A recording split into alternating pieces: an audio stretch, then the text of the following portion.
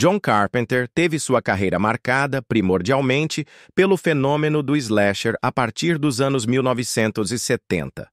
A trajetória do diretor acompanha, invariavelmente, as mudanças nas convenções do terror e do suspense.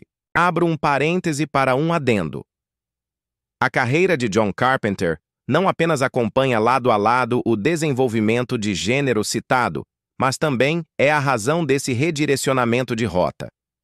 O pós-outono de 1978, data do lançamento de Halloween, representa o sucesso do subgênero do slasher, responsável direto pelo surgimento de obras subsequentes, de The Thing, do próprio Carpenter, até A Hora do Pesadelo, a fórmula de um assassino em série, de caráter antropomórfico ou não, que implacavelmente persegue um grupo de pessoas, é reutilizada até sua exaustão. A insipidez das sequências das maiorias dos grandes filmes slasher ilustram bem o movimento de declínio criativo, no qual a fórmula primordial é utilizada como um meio vazio, não como espaço a ser esmiuçado esteticamente.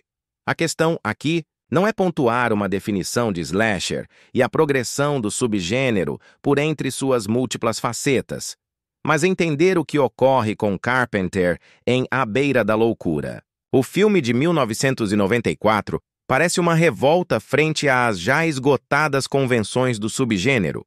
O cansaço causado pelas já conhecidas franquias é substituído por um pujante devaneio estético voltado para o desenvolvimento de um ambiente grotesco, pontuado pela premissa de distorção da realidade.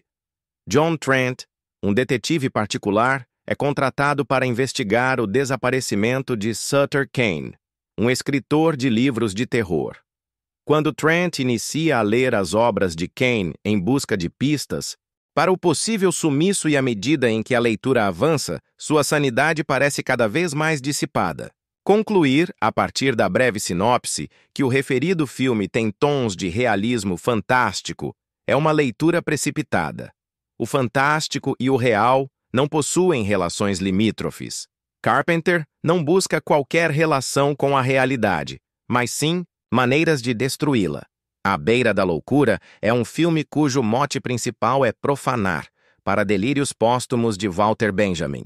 Ao abordar a questão da comunicação, o autor alemão aponta que a palavra, na verdade, não representa uma essência tautológica, mas remete a uma essência espiritual.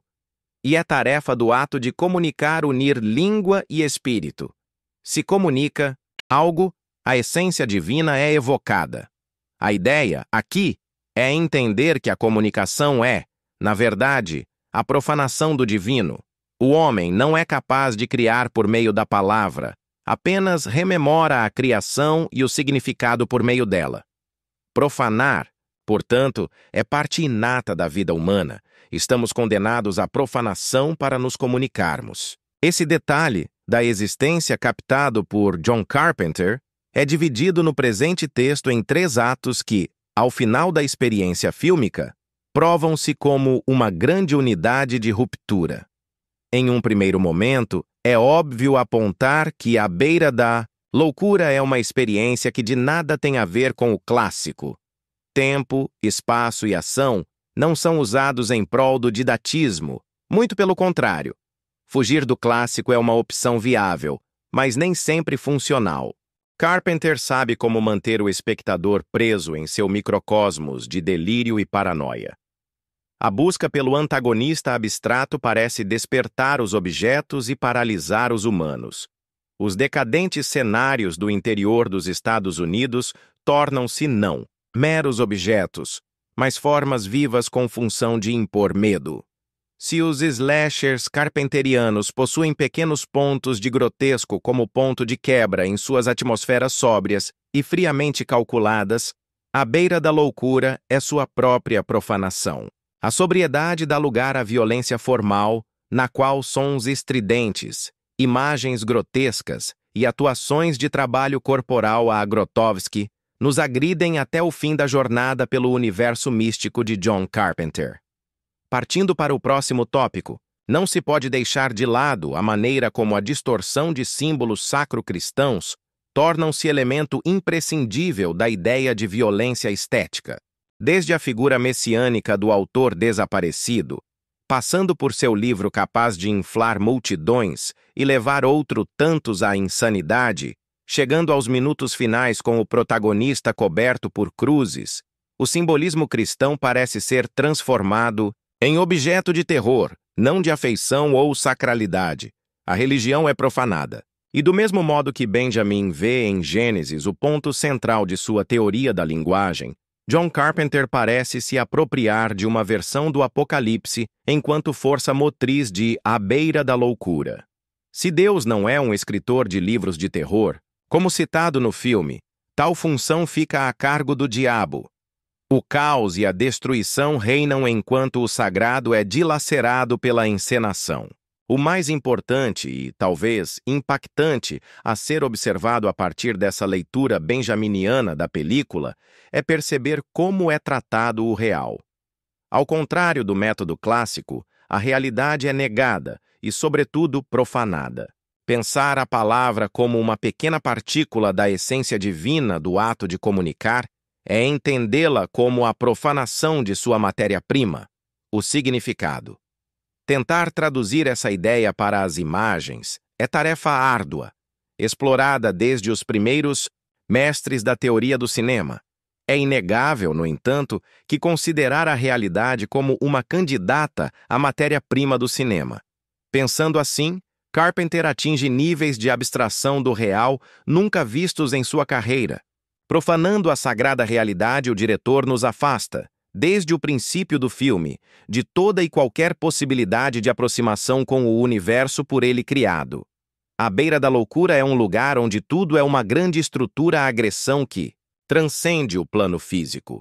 O conflito não ocorre entre elementos palpáveis, mas sim abstratos. O embate se posiciona a partir da relação do ser humano com a realidade e, consequentemente, com ele próprio.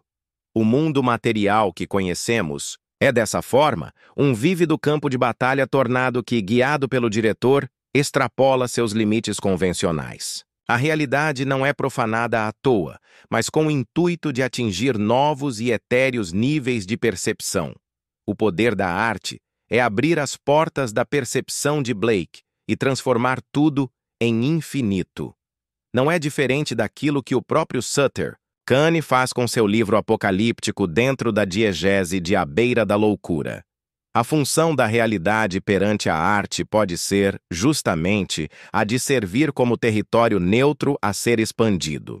Como Francis Bacon, Pollock e Hilma af Klint, John Carpenter distorce o mundo ao ponto de torná-lo inteligível ao intelecto humano, atuando como a utopia de criador para Benjamin.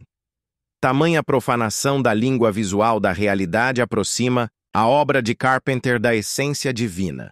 Em quem mais confiar quando não se pode confiar em si mesmo? Cass está sendo consumida pela culpa desde a noite em que viu uma mulher dentro de um carro parado na estrada perto de sua casa, durante uma terrível tempestade, e tomou a decisão de não sair para ajudá-la. No dia seguinte, aquela mesma mulher foi encontrada morta naquele exato lugar. Cass tenta se convencer de que não havia nada que pudesse ter feito. E talvez, se tivesse ido ajudá-la, poderia ela mesma estar morta agora. Mas nada disso é o suficiente para aplacar a angústia que sente, principalmente considerando o fato de que o assassinato aconteceu ali do lado, bem perto de sua casa, isolada, e que o assassino ainda está à solta. Então, depois da tragédia, Cass começa a ter lapsos de memória. Não consegue se lembrar de ter encomendado um alarme para casa, não sabe onde deixou o carro, muito menos por que teria comprado um carrinho de bebê quando nem filhos tem. A única coisa que ela não consegue esquecer é Jane, a mulher que poderia ter salvado, e a culpa terrível que a corrói por dentro. Tampouco consegue esquecer as ligações silenciosas que vem recebendo, nem a sensação de que está sendo observada. Seria possível que o assassino a tivesse visto, parada no acostamento enquanto decidia se ajudaria a mulher ou não? Será que ele está tentando assustá-la para que ela não conte nada à polícia? Mas como alguém poderia acreditar em seus Temores quando nem mesmo ela é capaz de saber o que é verdade e o que é mentira? E como Cass pode acreditar em si mesma quando tudo ao seu redor parece provar que está ficando louca? In the Mouth of Madness é um dos filmes mais subestimados da vida de John Carpenter.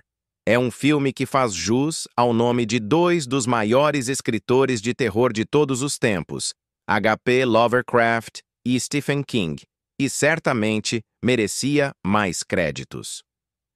Quando escritor fenômeno de terror Sutter Kane desaparece misteriosamente. O editor de livros responsável por lançar os livros contrata um investigador para buscar pistas do que houve com ele. O investigador John então começa a ler os livros do escritor para desvendar o que pode ter acontecido com Sutter e para onde ele foi. Mas uma coisa estranha acontece a todos que leem suas obras, ela enlouquecem. Aqui certamente temos um dos melhores e mais subestimados filmes e terror da década de 80. É um filme que faz jus à loucura do título. John Carpenter nos envolve num turbilhão de desorientação instigante. O primeiro ato já busca estabelecer o que levou o investigador à loucura, e assim conhecemos a jornada em busca de respostas. O escritor Sutter Kane é inspirado no ícone Stephen King, que vivia um dos momentos mais felizes da carreira ao vender milhares de exemplares ao redor do mundo e ser mundialmente conhecido.